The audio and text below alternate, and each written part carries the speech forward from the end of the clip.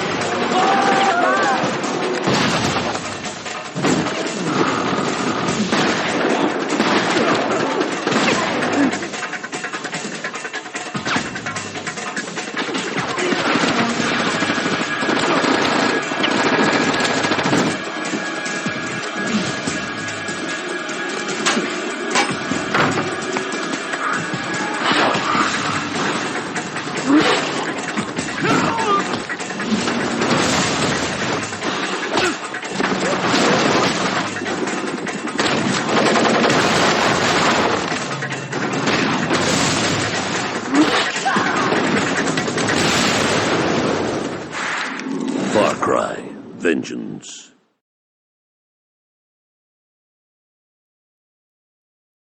Far Cry Vengeance was released in North America on December 12, 2006, exclusively for the Nintendo Wii. Far Cry Vengeance was a remake of Far Cry Instincts Evolution, and Far Cry Instincts Evolution was a sequel to Far Cry Instincts. And Far Cry Instincts was actually a remake of the original Far Cry game. So Far Cry Vengeance is a remake of a sequel to a remake of the original game. It's kind of really confusing.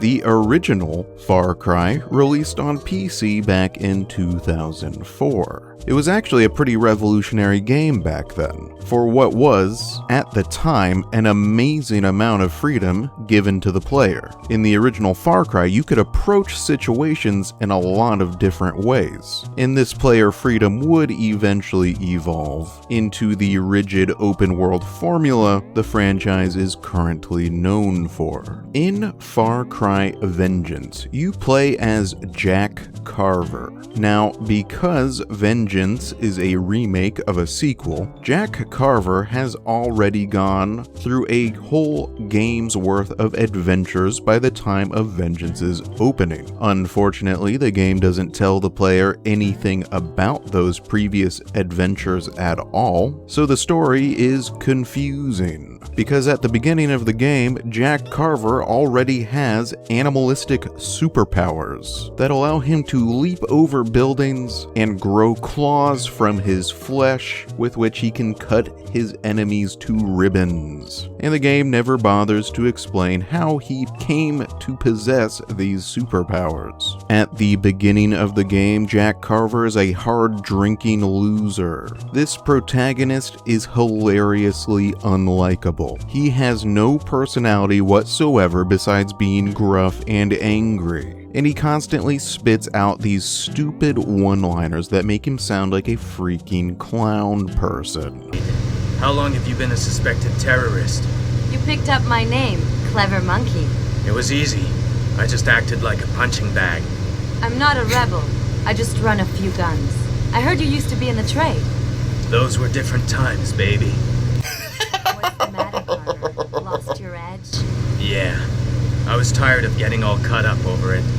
Well, if you're still I both love and hate him. In the opening cutscene, Jack Carver is approached by a sexy lady named Cade, who has a job offer. And then he is immediately arrested by some government goons who believe him to be a member of the rebel resistance. Vengeance takes place on a fictional, vaguely Asian island country, which is apparently in the middle of a civil war. The game never explains anything about this civil war, who's fighting for what or why, and Jack Carver slaughters hundreds of both rebels and government soldiers in turn, without seeming to really care who it is he's killing. And the game's plot never really provides the player with a compelling reason to be slaughtering all these people, so I just kind of felt like an unjustified murderer the whole time I was playing. Jack Carver escapes from the soldiers, slaughtering a bunch of soldiers in the process. Then he meets up with Cade again, who says she's sorry he got arrested, but she wants him to help her finish an arms deal with the rebels. And for whatever reason, Jack Carver agrees to tag along. The gun deal predictably goes wrong, and Jack Carver slaughters a bunch of rebels. I guess he's killing them to escape, but he also just starts going out of his way to blow up their stuff, and I didn't really understand why. Anyway, after Jack Carver and Cade do escape, he is approached by Samaru, another man who inexplicably has the same superpowers as Jack Carver. Samaru asks Jack Carver to join his army of superhuman soldiers, who are fighting for the very reasonable and attainable goal of destroying all human civilization. Who Samaru is, why he has superpowers, where he got an army of superpowered soldiers, and why he wants to destroy all civilization, none of this is ever explained. This game's plot is baffling and bizarre and hilarious, and I kind of love it for just how absurd it is. Jack Carver tells Samaru no, and he and Cade try to flee the island by stealing a government airplane, slaughtering a bunch more soldiers on the way there, because why not? But the plane crashes, and so they try to reach Cade's safe house, but when they do, Samaru kidnaps Cade for some reason, and Jack Carver sets off to rescue her. For the first half of the game's plot, Jack Carver just fails to accomplish literally anything. Everything he tries to do does not work out. I don't even know why he's trying to do any of this. It seems like he could just turn around and walk away from this whole situation at any time. I also don't know why the game is called Far Cry Vengeance. Jack Carver is never really trying to get revenge against anyone. He spends most of the game just sort of wandering around without any real substantial goal besides killing random people and spitting out stupid one-liners. My experience of playing the game up to this point was pretty mediocre. The game switches back and forth between being very linear and being way too open. Sometimes I was trudging down linear corridors, and sometimes I was wandering around huge jungle maps where I had no clue where the hell I was supposed to go, which wasn't helped by maps with no landmarks where everything looked the same.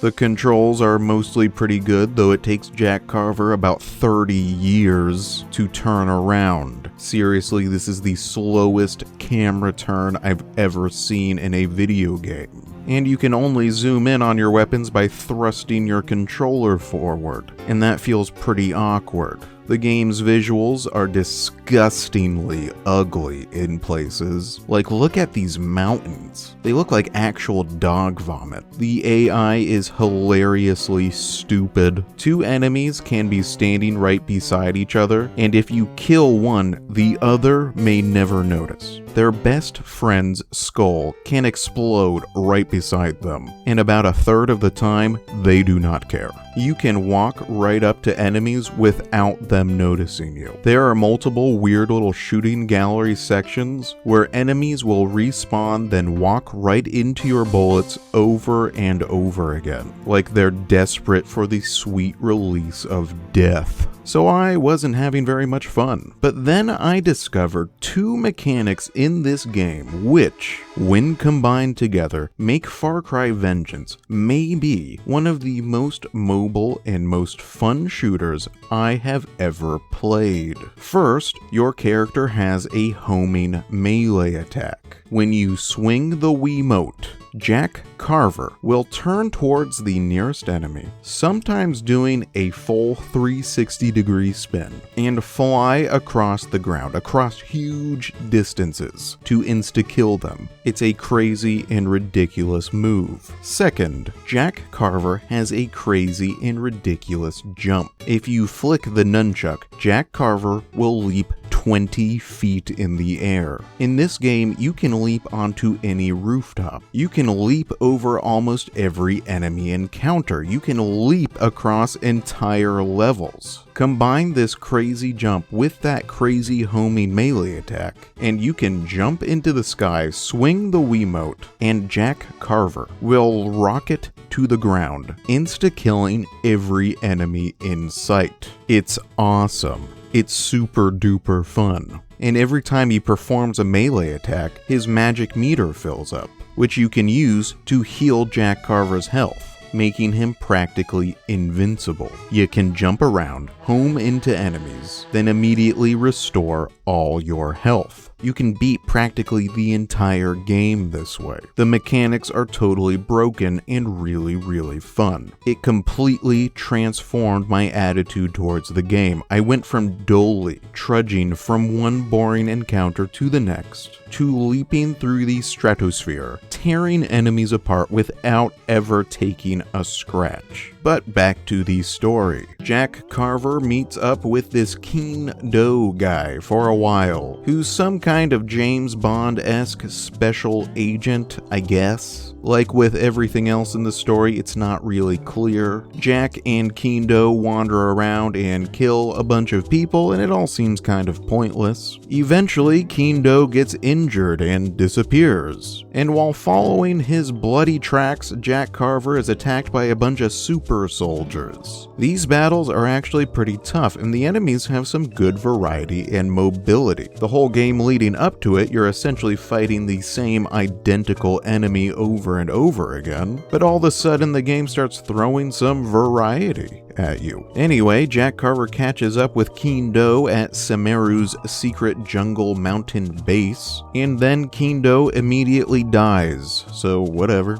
Jack Carver ascends the mountain base, and the game gets stuck in some really awkward and terrible, barely controllable, Mirror's Edge style first person wall running platforming for a while. Jack Carver reaches the top, gets thrown off the mountain, climbs back up, discovers that Cade wasn't kidnapped at all, and was working with Semeru all along, I think, or maybe not. Like everything else in this game's plot, it didn't really make any sense to me. She tries to kill Jack Carver, but it doesn't work, and then the player can choose whether to kill her, but I chose not to because I didn't really understand what was going on. Then you battle Semeru one final time, and when he's dead, Jack Carver just sort of wanders off. And that's the end of it. No explanation for anything, no resolution, no clue where the hell he's wandering off to, no clue why he bothered to do any of this. It might be one of the most unsatisfying endings I've ever seen in a video game.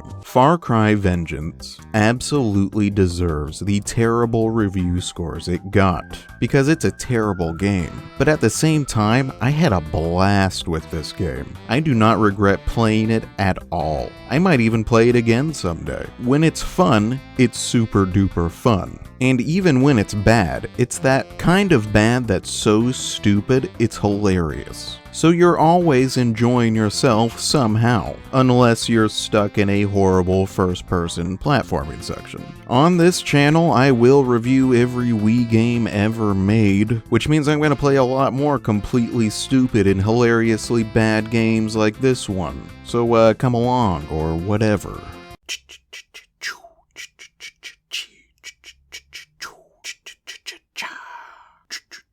Oh yeah. Woo! Wee! Woo!